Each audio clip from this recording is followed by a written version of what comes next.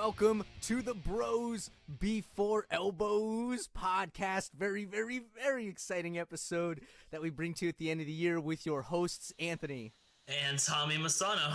Bringing you some rumors, recaps, predictions, banter. Well, actually, this episode's really going to be end of the year review. Having some freak out moments here in the studio. And I'm very, very, very excited for this episode. We are bringing this to you, of course, from PDX and PHX. So thanks for listening. Thanks for hanging in.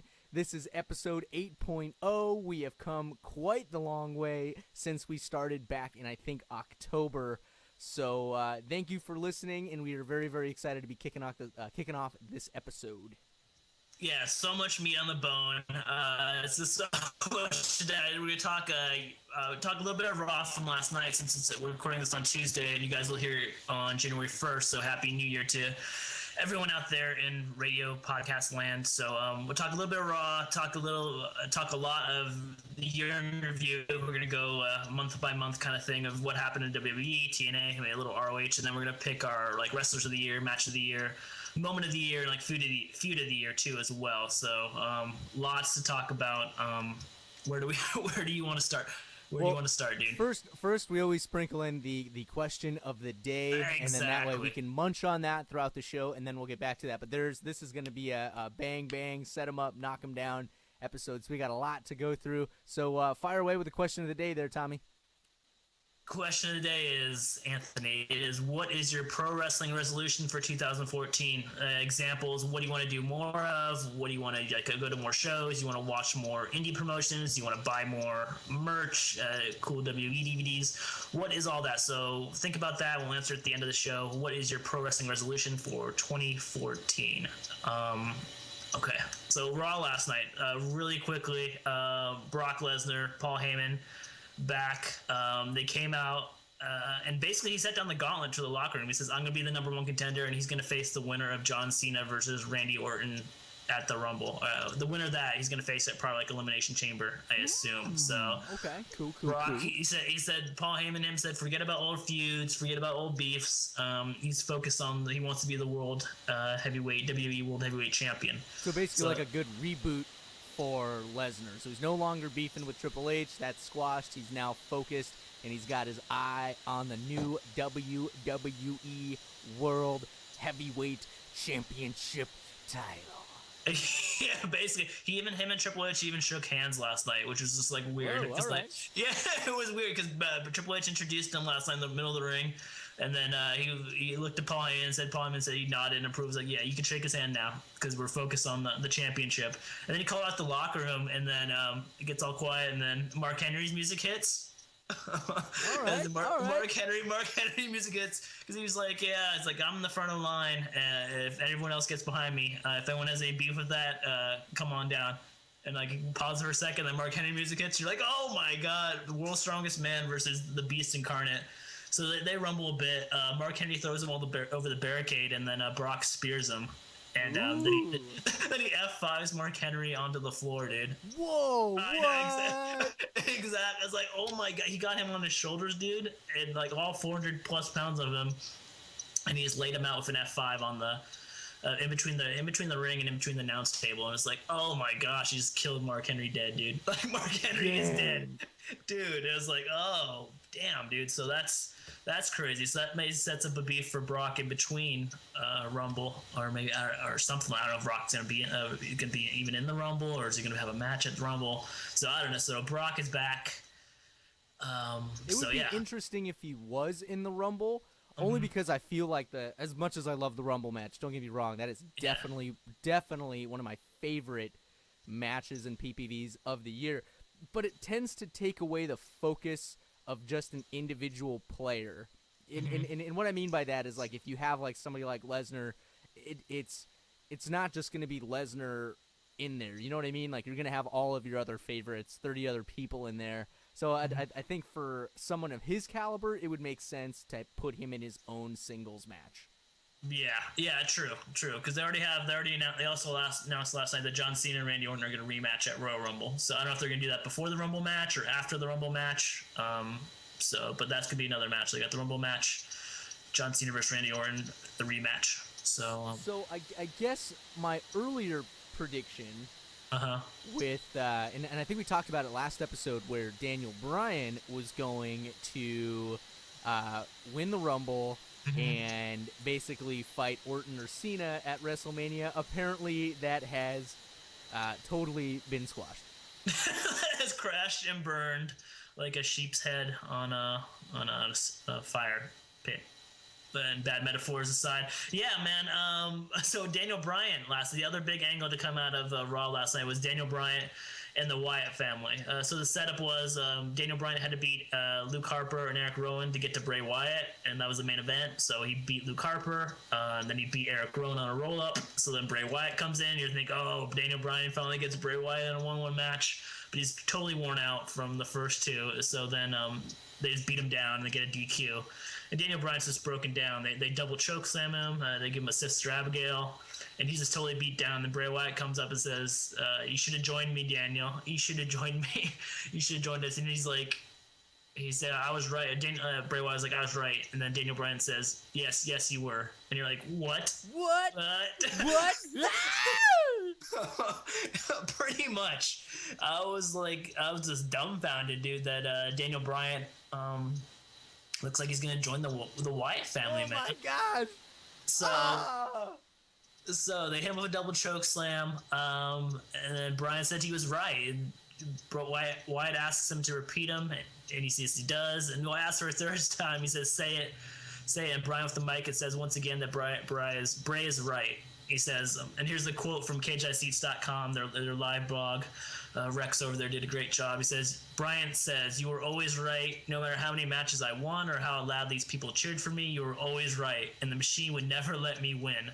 No matter how loud you people chanted, you chanted yes in every building, and they don't care. I'm yours. Let me join the family." Oh my god!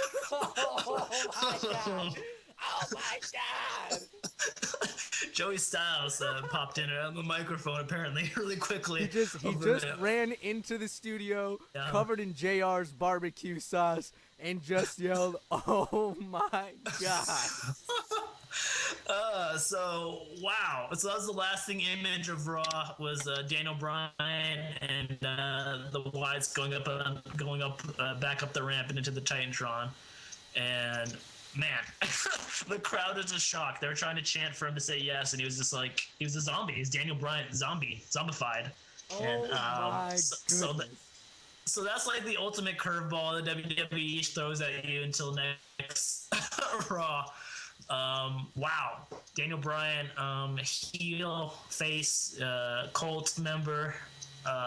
What's your reaction to that, dude? Like, what? It's like a super curveball, man. I didn't even know. I was like, what? Super curveball, but I'm an optimist for Daniel Bryan, and I know Gino even called me out for it on the episode that we had him in. He's just like, "Nah, man, like you're a fanboy or whatever. That he's gonna get squashed. He's a part of the machine, just like he said, just like Bryan said." But you know what?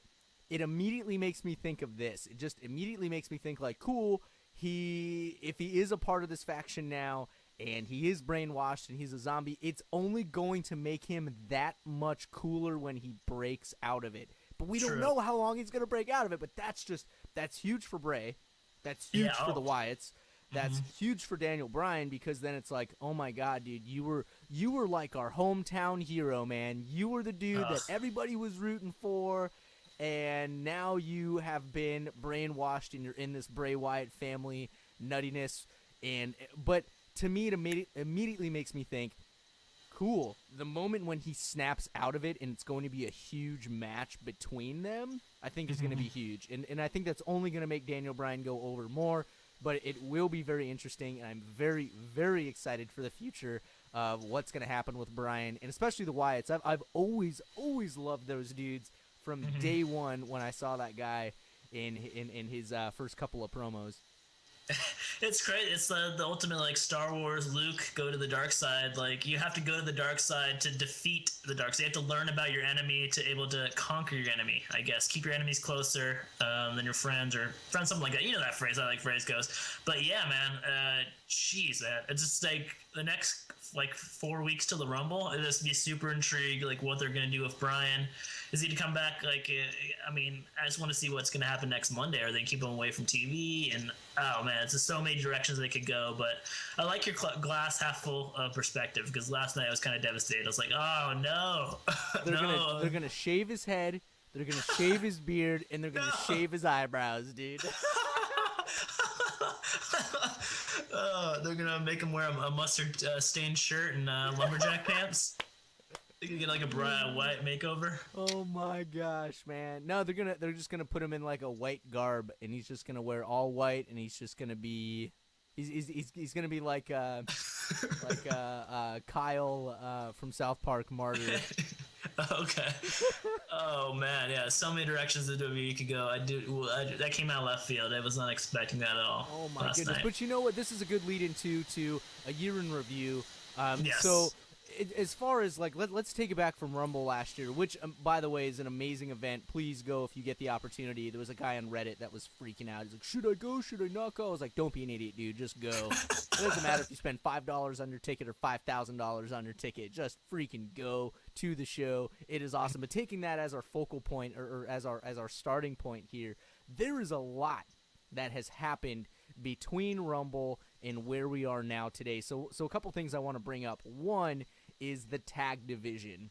So from Rumble to now, there has been a major surge and a major focus put back onto the tag team division. Of course, we originally had you had Primo and Epico, you had the Usos, which they I think are the unsung heroes, but the people that really put them on the map and really put them or the tag division, I should say, on the map was Team Hell No.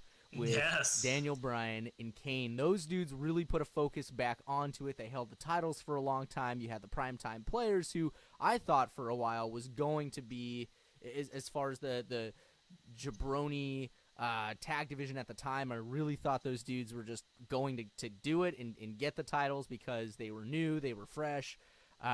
But that resurgence of this tag division, because now you've got people like, you got the reboot of Los Matadores, but you've also got the Shield, you've also got the Wyatts, you've also got, the Real Americans now, you've got the Rhodes family, you had at one point, Rhodes Scholars, you know what I mean? So like the tag division has come back, and that is super exciting.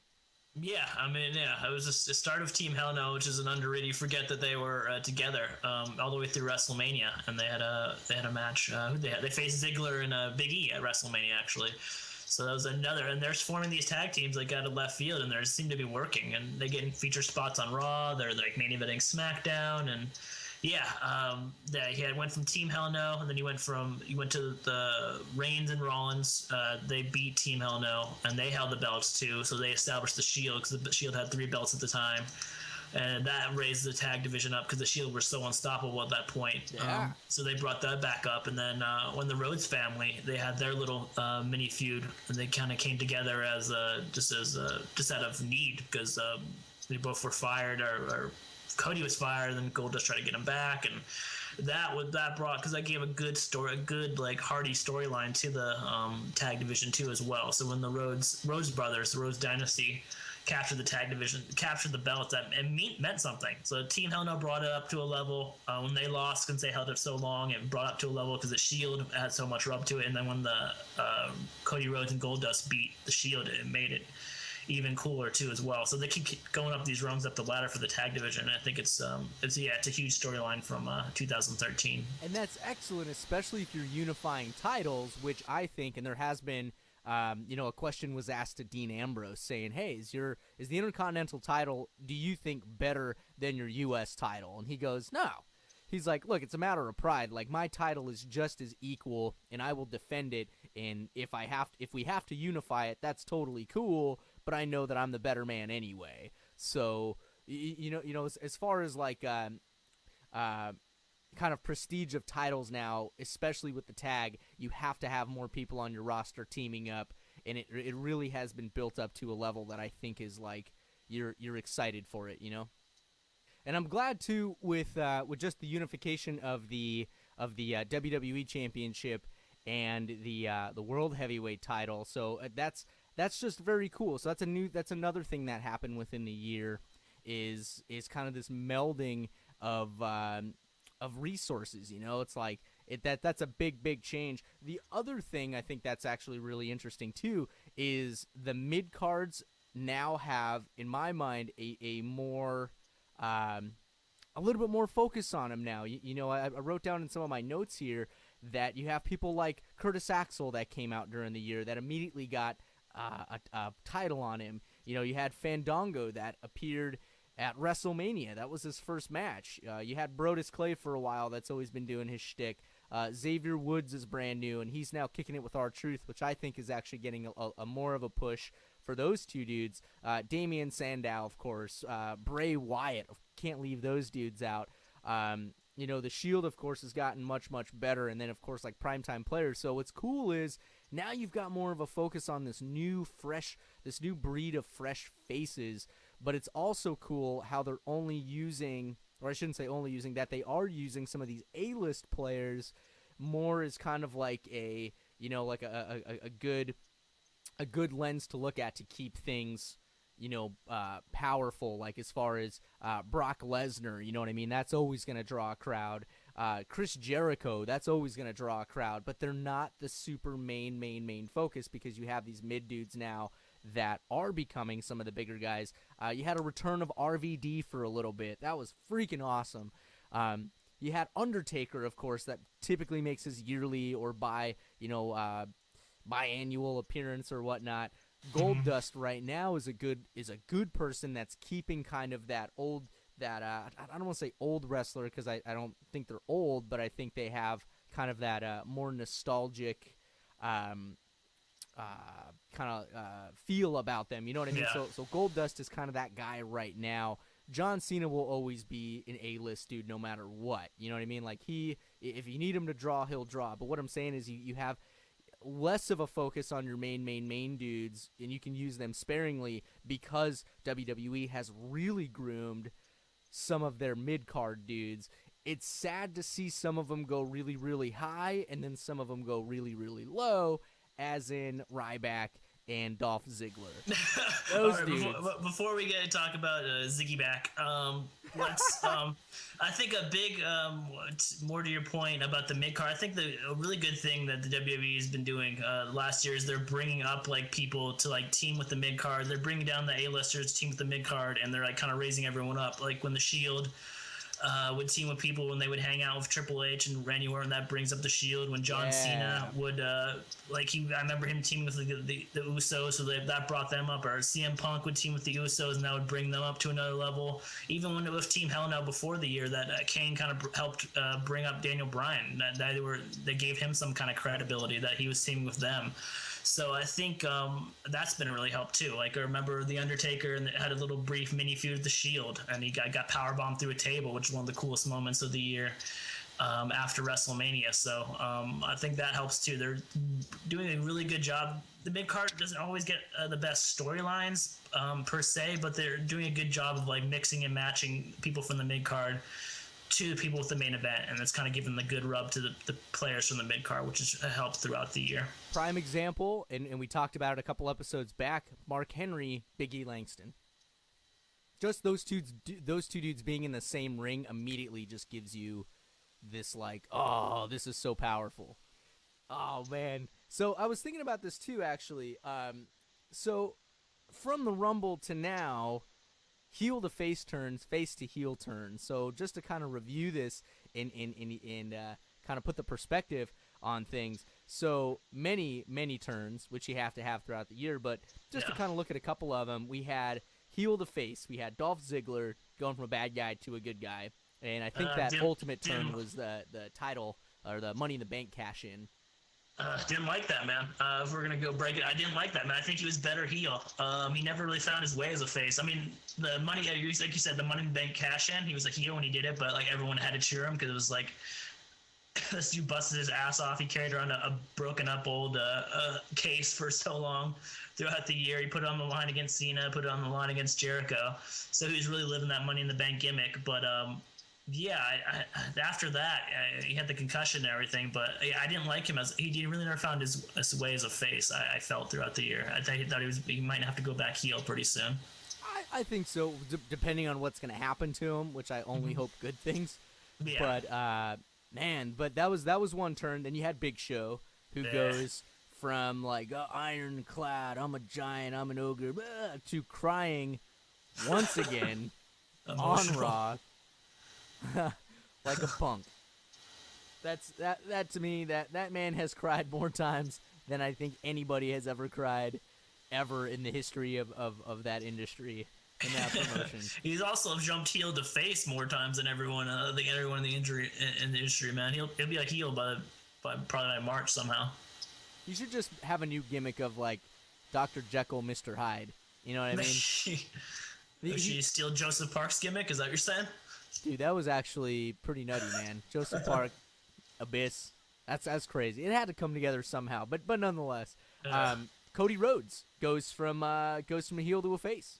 I think that was great, man. I think that worked out swimmingly, man. Just because just putting him up against evil Triple H, and Triple H be a dick to him, it really helped put Cody Rhodes over.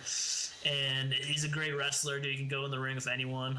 So yeah, I think that was one of the better ones, heel to face of the year. Money in the Bank episode was really where I felt it emotionally. Oh, there you go, yeah. That was like that to me was the pinnacle moment, you know, like.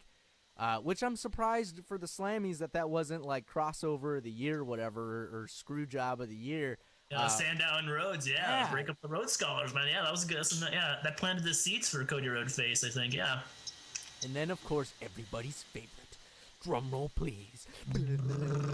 Sweet tea. Tensai transform into Sweet Tea. Oh man, yeah. That's pretty. Children cried that night from that. Yeah, it was a great heel to face. Not really.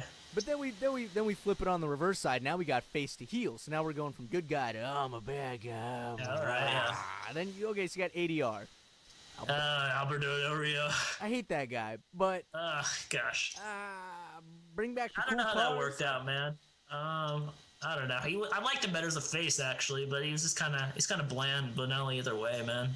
He looked too confused to me when he was a face. Mm-hmm. He was much better as a heel. His character about him, his personality about him, the way he looks. He's more of just a evil person. Yeah. Just the way he moves around. And so when he was a face, it was just like he just looked confused. He didn't really know what was happening. And he didn't really not do any like face stuff too much either. I mean, he feuded with Big Show, which was he was like the Giant Killer, which was cool. But when he feuded with Jack Swagger, what a train wreck that was. Those are two easy people to boo against. So I don't know. After that, he was kind of lost it. Yeah. Then you had Kane. Kane goes from face to heel. Corporate Kane from Anger Management Kane, which was awesome. It's a Corporate Kane. Yeah, I mean that could give him a new life. I think so. So that's not too bad. Then we had Randy Orton, which had a pretty wild, weird year.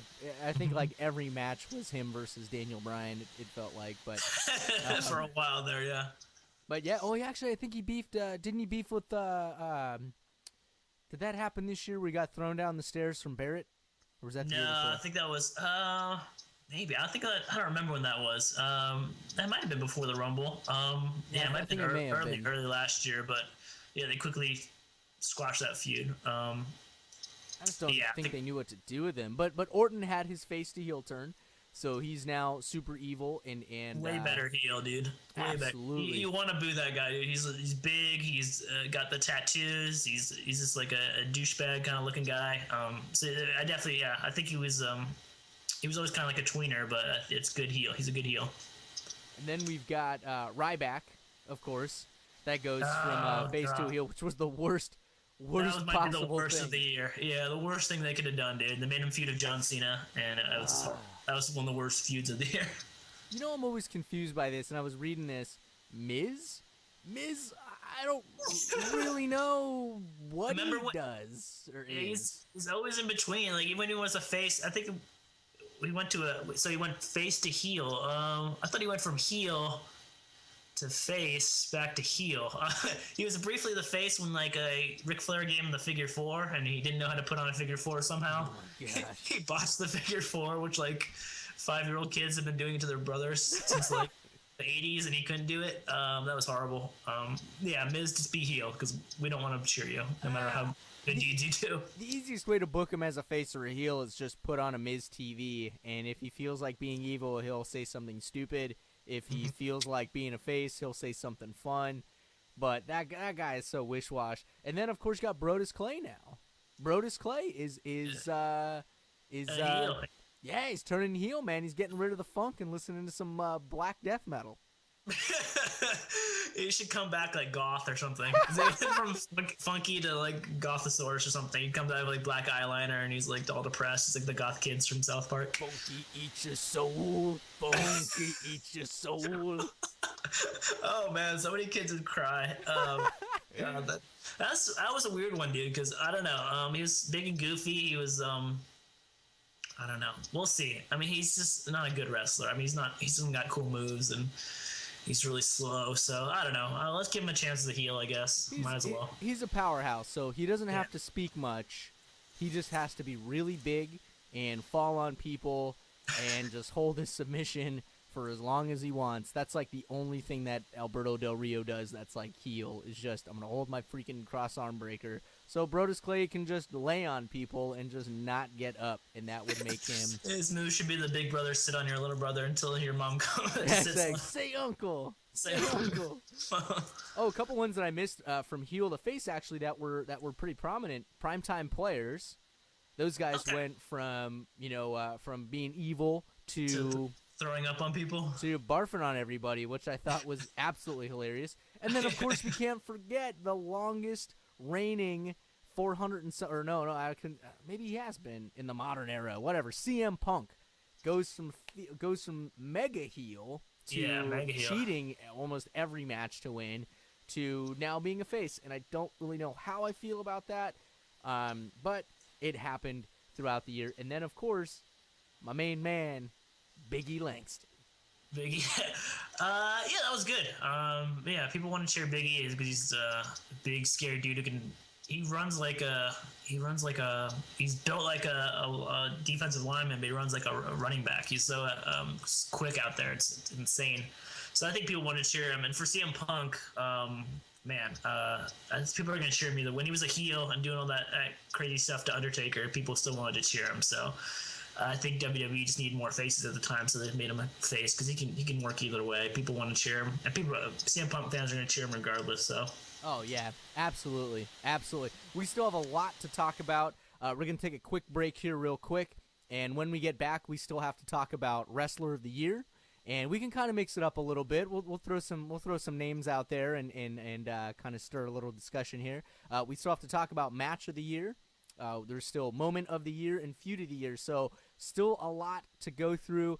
Thanks for hanging out with us and listening to the Bros Before Elbows podcast. Of course, you can find us on Twitter, Bros Before 4 Elbows. You can find us on Facebook. Of course, you can find us on YouTube. And, of course, our new goals for 2014, new logo, better quality throughout our productions. They get better and better, hopefully, each You're time that we answering do the it. question of the day right now. Oh no! I'm just saying. This isn't my resolution. No. I'm just saying this is bound to happen anyway, as far as the show goes. So just better overall stuff. Logo, iTunes. Yeah, iTunes, exactly. That's kind of our big thing. But there's still more to talk about for the question of the day. So hang out with us for a little bit. We'll be right back. Thanks for listening to the Bros Before Elbows podcast. Be sure to check us out on YouTube, Facebook, and Twitter. Just search Bros Before 4 Elbows. We would love to keep the conversation going with wrestling, so send us your thoughts and feedback. Email us at brosbefore 4 Elbows @gmail.com.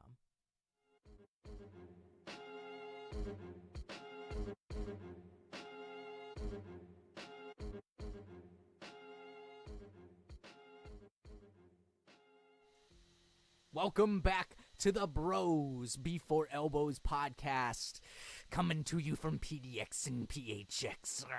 Crazy stuff. So, one thing I want to touch on before we jump into these new things, is fun fact. Daniel Bryan at the Rumble was eliminated by none other than one of my other main men, Antonio Cesaro. Crazy. I remember he got thrown out by Cesaro and Kane caught him. Remember? Yeah, that's right. And they're like spooning. That was funny. And then also later in the year, I can't remember what match, but Dolph Ziggler actually beat Daniel Bryan. Clean in the middle of the ring. Man, Dolph Ziggler, where have you gone? Oh, man.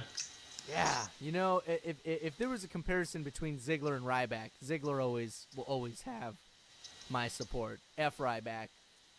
F that guy. Ryback is a face, man. Bring back the face back, I think. It's the only hope. Yeah, really. It really is the only hope. So now we're going to look at Wrestler of the Year. So let's throw out some names and let's let it marinate for a good, 5 seconds. But here's a list of people that we feel could be Wrestler of the Year. It's heavily borrowed from SiriusXM's Busted Open Nation, which you should check out on Facebook and Twitter. But yes, so who is the Wrestler of the Year nominees? Wrestler of the Year nominees are Sweet Tea. Yeah. He had a great year. I would argue that. Yeah, he did the little shovel thing with the danced a lot. Yeah. Oh my goodness, I just threw that name out there. It's terrible. Can't be Sweet Tea, but names like Daniel Bryan, John Cena, CM Punk, Kevin Steen, Bully Ray, Adam Cole, Alberto Del Rio. Okay, clearly Alberto Del Rio just knocked him off the top, so we're down to Ray, Bryan, Cena, Punk, Steen, and Cole. So between the ROH guys, Kevin Steen, Adam Cole. Kevin Steen's Mr. ROH. He's always even when he doesn't have the title, he seems to be always be in the main event scene. And Adam Cole, dude, had a huge breakout year for ROH and Pro Wrestling Girls too. The latest episode on ROHWrestling.com is basically the progression of Adam Cole from when he first started, and they did an excellent job with the whole build-up of who he is now. But going from just a single player that's a good guy, everybody loves him, to seeing this progression of him not really turning evil, but you can see it in his eyes and you can see it through some of his actions where he wants to do dirty things to get to the top. So you really see this progression of a character, and you really see this progression of a person go from somebody who's really trying to play it by the books to being a little bit shady, and then to now he is a major heel for ROH and the ROH World Heavyweight Champion as well. It was the ponytail, dude. It was the ponytail that he did put that little ponytail up, man. Like, dude, I can't trust that guy. He's got to put this grown man with a ponytail right now. I cannot trust that dude. Oh my goodness, Kevin Steen will always be loved, but I wouldn't say in that promotion that he would be Wrestler of the Year. I would really put it on Adam Cole. I would say I agree. I think Adam Cole had the breakout year for ROH, so let's knock off Kevin Steen. So, Bully Ray. What about Bully Ray, the only TNA representative? The case for Bully Ray is, man, he carried TNA for a lot of the times on Thursday nights. Sometimes you would not want to watch TNA, but you're like, what's Bully Ray going to do? Is he going to start beefing with Rampage Jackson? Is he going to kick out someone from Aces and Eights? He's going to feud with Jeff Hardy, feud with AJ Styles, feud with Hulk Hogan. That feud of Hulk Hogan was pretty good, man. I thought they were going to pay it off of a match between the two, but him marrying Brooke, it was a crazy. He was front and center, a huge breakout year for Bully Ray after he had a good 2012 as well. So, and he was the champion for TNA for most of the year. So I think he had a totally underrated year. So I definitely deserves a nomination. Absolutely. Even though Aces and Eights, which I liked, I thought it was cool. Even though it was a tire fire. Even though it was a tire fire, a dumpster fire with a million bums surrounding it. Absolutely, he carried that company. He even was a face for a while. Oh yeah, I forgot. Yeah, before he joined Aces and Eights, before he bonked Hardy on the head with a little hammer or whatever they use for aces and eights. Absolutely. And then, oh my gosh, he had the Sting face paint on. He Yeah. partnered with Sting. He got the backing of Sting. Like, it was ridiculous. Like, so Bully Ray absolutely is a very, very strong candidate for 2013. Oh my goodness. Oh my what goodness. a year. And that leaves the WWE guys. Daniel Bryan, John Cena, CM Punk. CM Punk started the year strong. He came in as the champion, but then he dropped the title to The Rock, and he lost to Undertaker at WrestleMania. So that was a rough year, but then he came back face and had a pretty good rest of the year. And then John Cena, he won the Rumble, beat The Rock at WrestleMania for the title, and held the title all the way till August. Had a Ryback feud, which is largely forgettable, but I actually did forget about that. Like, what the hell did he do between WrestleMania and SummerSlam? He feuded with Ryback, I guess. Scratch him off the list. He's only on the list because he's John Cena. He's everybody's favorite American soldier in WWE. You know what I mean? But you got to give the man props because he won the Rumble and he won the title, though. And he came back in the later half of the year and beat Alberto Del Rio and saved America from his reign of tyranny. He had a very strong opening year, but that was about it, I think. But which brings us to Mr. Daniel Bryan. Yes. Super strong year. Team Hell No tag team titles. Held those until about July. Then he broke away from Team Hell No. Him and Kane never really feuded, but he started a beef with Randy Orton. And yeah, I think one of the big moments for Daniel Bryan was when him and Randy Orton had like a series of matches on Raw. And I think it was in June or July where he tapped out Randy Orton with the kendo stick, with the yes lock. I thought that was one of my favorite moments of the year because it's like, wow, okay, now they got a lot of faith in him. And that set him up for the run for SummerSlam. And then, we all know what happened with him and John Cena at SummerSlam, right? Yeah, dude, he freaking beat him clean, dude. That very rarely happens for Mr. Cena. That flying knee, man, that is a rad move. Love that finisher, dude. I feel bad for Daniel Bryan's back. He drops to it every time he does it, but man, it's sick, dude, because he can come out of nowhere. It's like a little Sweet Chin Music-esque where he kind of like loads it up and then bam, it's got impact. It definitely does. That's a knockout move for sure, but it can strike out of nowhere, you know what I mean? Like, it could just be, what's going on? There's chaos in the ring. Oh my gosh, he hits his freaking flying knee. Oh my goodness.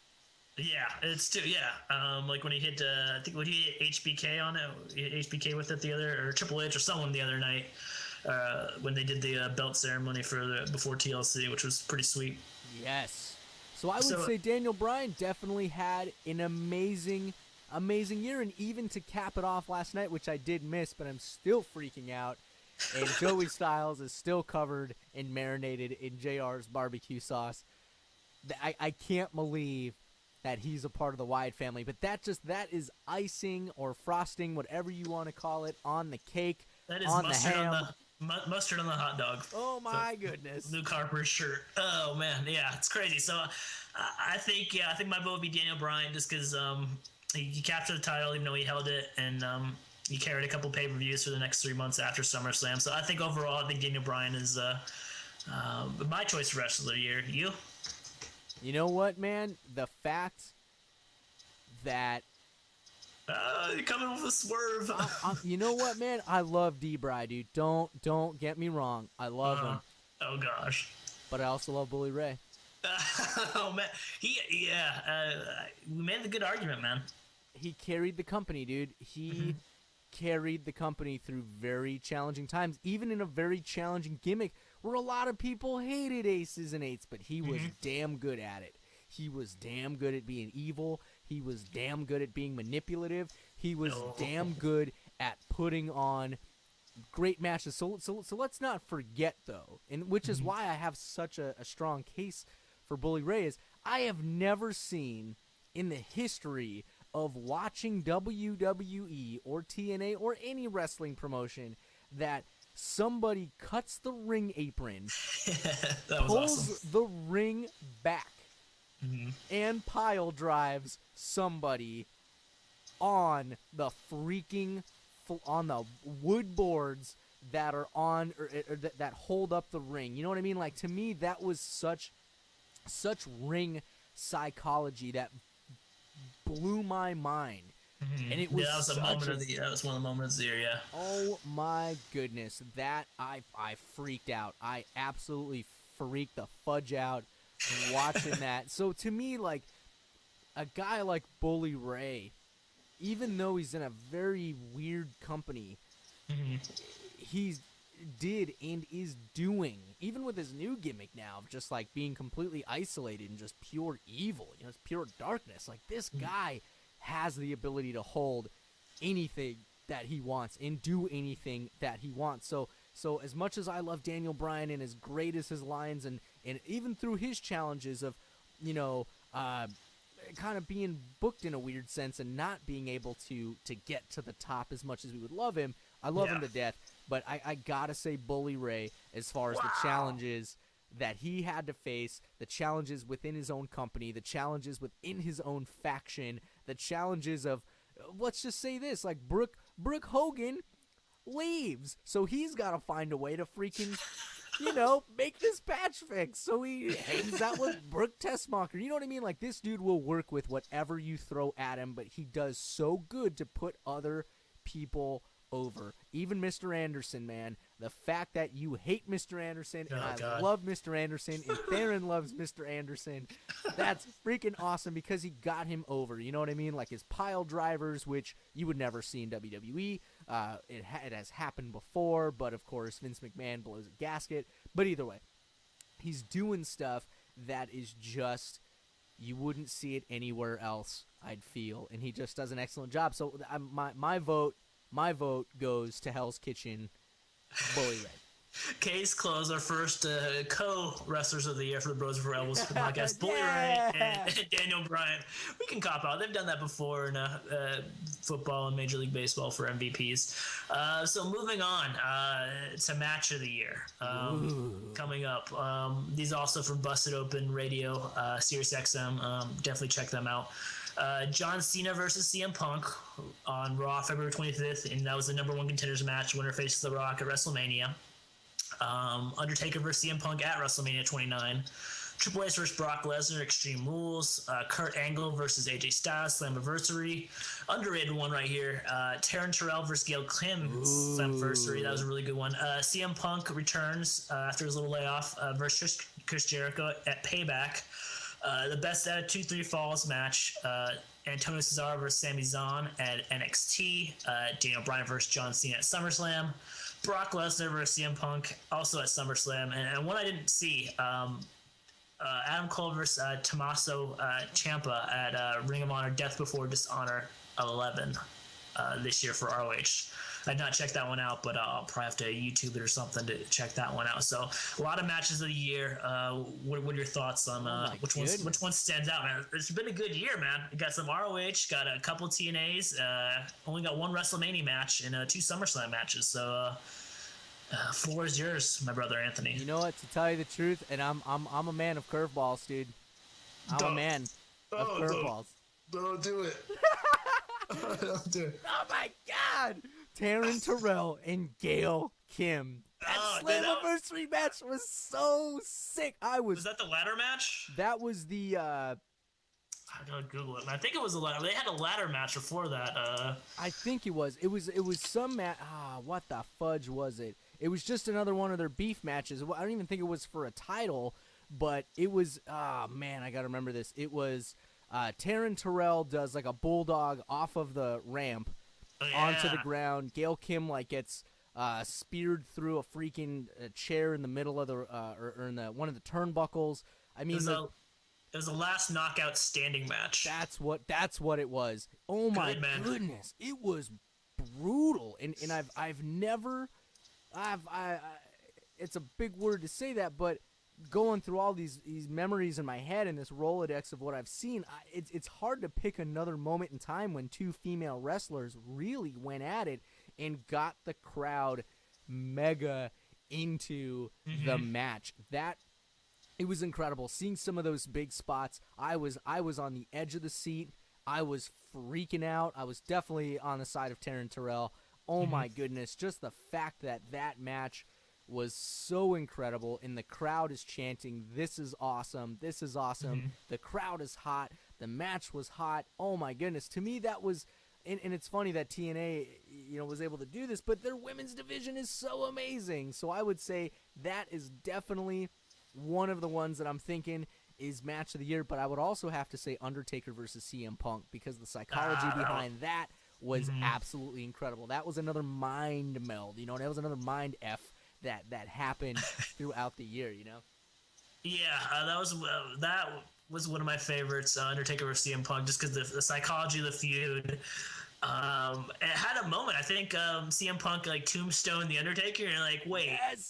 Maybe they're gonna give this to him. Maybe they're gonna give CM Punk this because he just had the long reign. Maybe they're gonna give him the road beating the Undertaker, and you're like, oh man! And even though the Undertaker streak's been going on for so long, just to be able to have those moments is just a credit to Undertaker and CM Punk, that they can still make you come off the edge of the seats, even though you're 99% sure that the Undertaker's gonna win that. But that was a great one. And the other one I was thinking of was John Cena versus CM Punk on Raw. I think they went for a half hour, 45 minutes of TV time, and they were just busting out all the moves.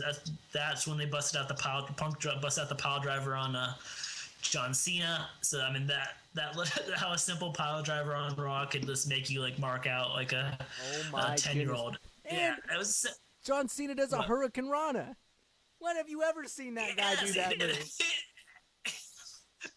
He totally almost botched it, but almost killed himself and CM Punk at the same time. But yeah, he did bust out a Hurricane Rana in that, man. So I think it's between those two for me. But definitely the Terrence Terrell Gail Kim one, because that feud wasn't that good. But the two matches they had the ladder match and they had that last knockout standing match. Those were outstanding matches. Those were A+ matches, just between A+ chemistry between those two women, and especially Gail Kim, because Terrence Terrell was never really known as a good, super good wrestler. So she's totally stepped to the plate, and Gail Kim totally helped her out, because Gail Kim's a veteran of the sport, and she can go in the ring with anyone. So hats off to that one too. Definitely an honorable mention. So yeah, man, those three definitely stood out for me for the most. And yeah, I don't know who to pick. But if I had to pick, just to wrap it, I think I'm gonna go. I want to say Undertaker CM Punk at WrestleMania 29. It's a WrestleMania moment. It's the Undertaker streak, and CM Punk coming off that long reign as champion and going into his next feud and just knocking it out of the ballpark. Being home with that. So that's my pick. What's your? I would agree with you on that. I would say Undertaker CM Punk, because of the stage, because of the promos that were going into it. The promos were much stronger than the Terrence Terrell Gail Kim feud. Just the match itself was absolutely notable, and we encourage all of our fans and listeners to definitely check that match out. It is booked supremely well. And the Undertaker CM Punk, you're absolutely right. When Gino was even on the show too, it's just you don't but you don't know, and it brings you back to that 12-year-old, 13-year-old you again, where you're freaking out. Oh my gosh, is this really gonna happen? Oh my gosh, it really when Joey South freaked out a couple half hour ago when he found out. Oh my god. Yeah. Oh man, good stuff. Now let's move on to moment of the year. So here's some of our list. Was it from the same Busted Open radio? No, these ones are the next two are from CagesideSeats.com. I think they nailed it down pretty nicely with their moments of the year nominees. First moment nominee is Daniel Bryan defeats John Cena at SummerSlam. Then you got Chris Jericho's surprise Royal Rumble return. Dolph Ziggler's cash in at Money in the Bank. The Shields square off with the Wyatt family at the end of Raw. Mark Henry's retirement swerve where he World's Strongest Slam John Cena. CM Punk pile drivers John Cena at the Raw match. And then Antonio Cesaro hits a deadlift suplex on Kofi Kingston. That's rad that's on the list. I love deadlifts, man. You'll see that in ROH right? left and right, but that's badass that's on the list. Man, lots of good stuff. Lots of good stuff. Great year. Woo! Yeah, man. First, I think we got to talk about the Chris Jericho's surprise Royal Rumble return, because you flew out from Portland. Me, you, and our friend Theron were able to pregame in downtown Phoenix at the Royal Rumble. since it was in Phoenix, and it was our first live event for, I don't know, like 10 or 12 years. I think we went to a Nitro back in the late 90s, but Royal Rumble in 2013, so we were able to see that live. Dolph Ziggler came out. He made a speech. He was number one. He said, "Bring out anyone. I don't care. I'll eliminate them." And then the lights go out, and Chris Jericho's music hits, and you're like, "What? What?" It was just like mind blowing. We had a couple drinks in us, so I think that helped a little bit too. Yeah, it was just a mind bending surprise return, and this is the magic of the Rumble, and the magic of surprise returns, man. That was a really cool moment, and I remember jumping up and down and giving high fives and hugs to random strangers during Chris Jericho's return to the Rumble. Oh my goodness, I freaked out. We all freaked out. Yeah. That was so good. Oh my gosh. Yeah, it was a good one. I couldn't say that it was not the best of the year, but no, it was not. It was cool being there live, but not the best of the year. So let's knock that one off. But it was still an amazing moment, nonetheless. Yeah, still one of the best top 5, top 6 moments of the year for sure. Dolph Ziggler cash-in, man, after Money in the Bank, dude. That was sweet. That was the Raw after Mania. WrestleMania. Yeah, that's one of those moments where like you pause it on the DVR and you're rewinding, you watch it again, and it goes up on YouTube the next day and you watch it again, and then like a week later you watch it again, kind of moment. That was one of my favorite ones of the year. That was a perfect cash-in for Money in the Bank. The emotion that was behind it too, and the anticipation, because I was really thinking that he was going to cash it in at Rumble. You know what I mean? Like I had all these wacky predictions in my head that he was going to do it, and it just kept lingering and lingering and lingering. But that was awesome. So that moment was huge for Ziggler. I wish it was a better payout, but nonetheless, the dude can say that he was a champion, and and that was definitely an incredible moment. I'm a huge mark for Ziggler, and that was awesome. Can't say it was the best moment of the year, but it definitely gave a warm fuzzy inside. All right, so we're down to Mark Henry's retirement swerve, CM Punk pile drivers John Cena, and Daniel Bryan defeats John Cena at SummerSlam. Mark Henry's retirement swerve, I had a weird feeling in the back of my head that something was going to happen, and it did, and that was awesome, but in my mind, I can't say that was the best moment of the year. I agree. It was Punk. Oh, wait, what? I agree. Yeah, it was perfectly set up by Mark Henry, and because John Cena was still hanging around the ring, as I was like, something's gonna happen. It was perfectly executed, and it was awesome performance by Mark Henry. But yeah, not the moment of the year. It was very believable, but there's no way that Henry that was his last run. Even though there was rumors of it happening, he had a lot of injuries and stuff. It just didn't seem right. It just now he's just a bulldog. You know what I mean? Now he's just this awesome dude. Moving forward, CM Punk pile drives John Cena. I thought that was awesome because it definitely showed that these two dudes have chemistry in the ring, that they can work extremely well in the ring, that they can really put on a match. And CM Punk especially can do the endurance race. You know what I mean?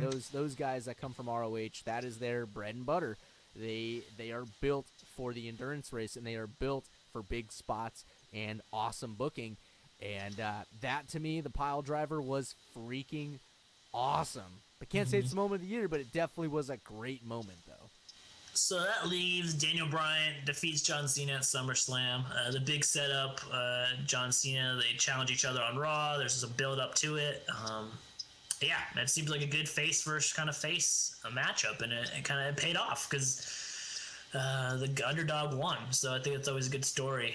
So is that your moment of the year? Or you're not going to go deadlift suplex or Shield and Wyatt Family square off, are you? Shield and Wyatt Family was rad because you had two big factions that really, again, helped the mid card. They really helped the tag division. I think as a moment for building new parts of the business, I think those definitely would take the cake. The deadlift is awesome because you don't see it that often. You tend to kind of just get this generic 4 or 5 move set from everybody. Then they call it a day, call the match, boom, somebody wins, somebody loses, and then they go back. But to see something like that was super cool. That really shows how powerful Antonio Cesaro was. Can't say it's moment of the year, so absolutely I'm going to say that Daniel Bryan defeats John Cena because it's really hard to defeat John Cena clean. Yeah. Yeah, I think we talked about this. How like you beat John Cena? I mean, that's like a big moment, dude. It's like back in the day when you beat Hulk Hogan. It was tough to do, and then like when it does happen, you like mark it down on your calendar and you celebrate the next year as a holiday, pretty much, because it doesn't happen too often. Absolutely. So yeah, I definitely. Yeah. So yeah, I think that's a good, perfect moment of the year. The perfect, and that's the one he introduced the knee as the finisher too. Yes. So that was sweet. That was incredible. That to me, and to you, and to probably a lot of our other fans too as well, I think would take moment of the year in 2013. Now we're on to the feud of the year in 2013. Bum, bum, bum. Nominees for this one: Rhodes Family versus the Shield / the Authority, CM Punk versus Undertaker, Sami Zayn versus Antonio Cesaro, John Cena versus Daniel Bryan, the Shield versus Team Hell No, the Authority versus Daniel Bryan, and Alberto Del Rio versus Dolph Ziggler. What do you think? I'm thinking Alberto Del Rio, Dolph Ziggler. You got to knock that one off. Yep. And Sami Zayn versus Antonio Cesaro. I didn't get to watch pretty much any NXT this year, but I heard they had some good matches. But again, I think you got to knock that one off too. I try to watch those. I've been on WWE.com, but I don't think they show like any of the. I think they show. It's gonna get Hulu Plus or something. I think it's where they show NXT, which I do not have. Yeah, which kind of sucks. I wish they put it like on their YouTube or something, but whatever. Whatever. But I'm glad that Sammy's doing his thing in NXT. So we got to scratch that one off because I can't speak to that match. Yeah. I just know it has Antonio Cesaro. That's freaking awesome. Two Yes. ROH dudes battling it out. That's freaking rad. CM Punk Undertaker, I would say, it was. It was only like a month long though, so I think that's the thing that holds it back. Yeah. That's really the big thing that pulls it back. But the psychology behind it, though, the fact that he had the urn, and rest in peace, Paul Bearer. Seriously, Yes. man, like you were an amazing manager. You were an amazing person. We're gonna miss you. We love you. But man, the fact that the timing of it really kind of worked out for just evilness' sake for CM Punk really played in his favor. Insane how that works out, dude. Yeah. Insane how that worked out. Yeah, he's bathing in Paul Bearer's ashes. Playing hacky sack with the urn, dropping it. Oh my god. him and Paul Heyman were like playing catch with it. Yeah. Oh god. Yeah. Paul Heyman dressing up as Paul Bearer. Good times. Good time. Horrible time. Man. I mean, definitely walked the line of decency, but man, if anyone can pull it off, it's CM Punk and The Undertaker. That's very true. That is very true. The Shield versus Team Hell No. Can't say it was feud of the year, but it was definitely a necessary feud to get it where it is now, as far as tag division goes. Yeah, it paid off in the end. Now Shield's on to bigger and better things, Daniel Bryan on to bigger and better things, and Kane's corporate. So I think it all worked out for everyone in the end. I think it did. Rhodes Family, Shield Authority, again, that was excellent. Kind of short-lived in a sense, but it definitely built prestige for the Authority, and it definitely, again, just made the tag division that much more solid. And it brought back Goldust, dude, out of freaking left field, dude. It's like Cody Rhodes loses his job. Triple H says, okay, you can have your job back if Goldust comes back and wins it back for you. Randy Orton just kicks the crap out of Goldust, and now we got Goldust back and the Rhodes Family back. So if there was a comeback wrestler of the year, I think Goldust would win it. Absolutely. Hands down. So that was a great feud, just that mini feud from, I think it was the end of SummerSlam to like before Hell in the Cell. So it was like maybe like a 6 or 7 week feud, but it was good. And the good guys won in the Rhodes Family. So that was definitely one of the better feuds. So we're left with John Cena versus Daniel Bryan or the Authority versus Daniel Bryan. I think we know we're going to go with this one. Yeah, I'm going to rule this one out though. John Cena versus Daniel Bryan. It was great. It was good. It showed that Bryan is capable of being an A-list player and beating an A-list player. But it wasn't really a feud. It was more or less like a John Cena being the good Boy Scout saying, I'll give you a shot. You can fight me if you want to fight me, but it wasn't like I'm better than you and you're weak and you're nothing and blah, blah, blah, blah. Like, he wasn't like belittling Daniel Bryan. He was ultimately like building him up, getting him over, and that's what happened. So honestly, and this will always be a massive storyline to me since the dawn of time, Authority versus the Little Man. The big machine versus the small cog, and that is such a huge feud. That is still, obviously, last night, the pot boiling over. You know what I mean? Another layer to the another layer to the onion. Yeah. Oh my goodness, that to me takes the cake of feud of the year. Absolutely, you've got people like Triple H and Stephanie McMahon and Orton just telling Bryan, you're nothing. You're a D card. You're a water boy. You're a whatever. And we're just not gonna put it on you, man. We're just not gonna make you win. You're not gonna win. We're gonna do everything in our power so you don't win. We don't care if the people like you. We don't like you.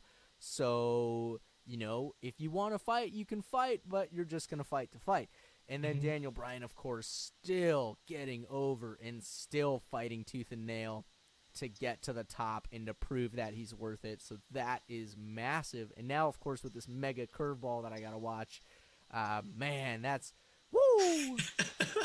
Ric Flair in the studios, people. Give him a round of applause. One of my favorite moments from the Authority versus Daniel Bryan feud is when Randy Orton and John Cena they were going to do the belt ceremony, and then the crowd, they're trying to talk about Daniel Bryan. Triple H was trying to talk about Daniel Bryan, talking about Randy Orton and John Cena, put them over, and the crowd just started chanting yes, yes, yes over Triple H, and he had to like pause and stop. And at the end, that was the Seattle Washington Raw, so it was close to Daniel. So that was cool. It was another like dagger, another layer to the Authority versus Daniel Bryan feud. Just the crowd's love for Daniel Bryan, despite being knocked down repeatedly. But like you said, it's the ultimate underdog story. I think anyone can relate to it. Yes. It's the big corporation versus the man, the little guy. So it's a story that's been told many times over, and it's the WWE's new take on it. So I'm very curious to see where it goes in 2014. And I think it was the feud of 2013 from SummerSlam, pretty much after Daniel Bryan let go of Kane back in like June or July to the end of the year. So the final like 5 or 6 months. So definitely the feud of the year, Daniel Bryan versus the Authority, and it sets up nicely for what's going to happen over the next 12 months, and especially coming up to WrestleMania. Absolutely. So now it's a really good starting point getting into Rumble season, and then of course getting into WrestleMania season ultimately.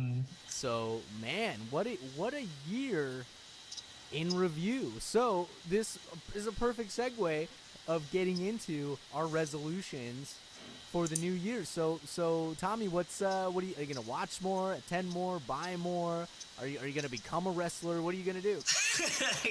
Yeah, I'm gonna start doing a lot of push-ups and drinking a lot of protein shakes and become a luchador out here in Arizona. No, I think it's a combination of I want to try to check out more NXT. I want to read more about that because you got so many good wrestlers down there. So I think that's one of my resolutions.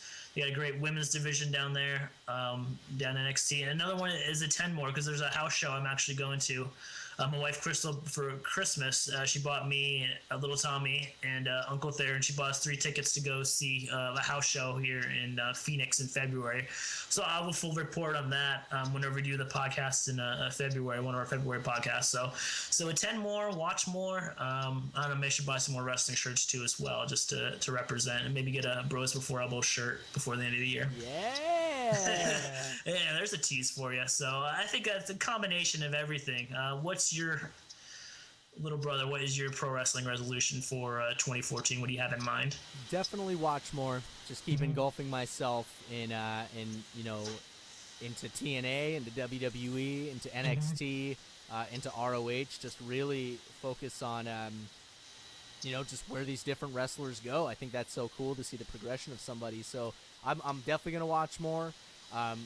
Just kind of a life goal and a bucket list for me over the course of my life is to attend at least every pay-per-view one time. It's probably not going to be within the 1 year, but over the course of my life, I would love to go to a Mania. I would love to go even to an Elimination Chamber if they still have it, a TLC, another Rumble. I want to go to every single pay-per-view just to say that I've been to every single pay-per-view. So that to me is kind of a long life goal, not only for 2014 but just for forever, and also too just supporting more merchandise. Ultimately I would love to have a legitimate world heavyweight championship belt, whether it's an ROH belt or a TNA belt or a WWE belt. I want a legitimate leather badass belt. That would so look sweet on the mantle, man. Looks sweet on the mantle. Looks sweet on the desk. Looks sweet to carry around at house parties. Yeah, anywhere. Anywhere. I'm going to get coffee at Starbucks. I got a melt. I'm going to fulfill my prescription at Walgreens. I got a melt.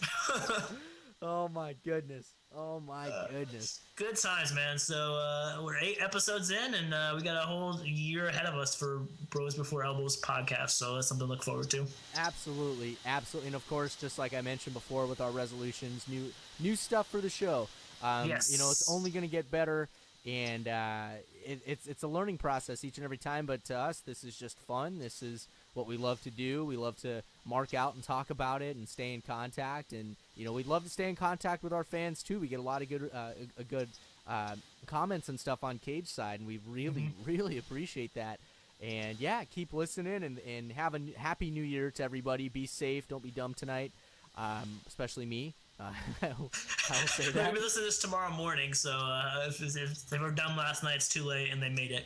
Yes. To listen to our podcast. So thanks for not being that dumb, and you made it to this far, and you're listening to the end of the show. 2014. Oh my God. Joey Styles made it to 2014, which I'm happy. But yeah, man, thanks for listening to the show, and yeah, I guess we'll talk to you again later in the new year. Yeah, till next time, Bros Before Elbows fans, signing out. Peace.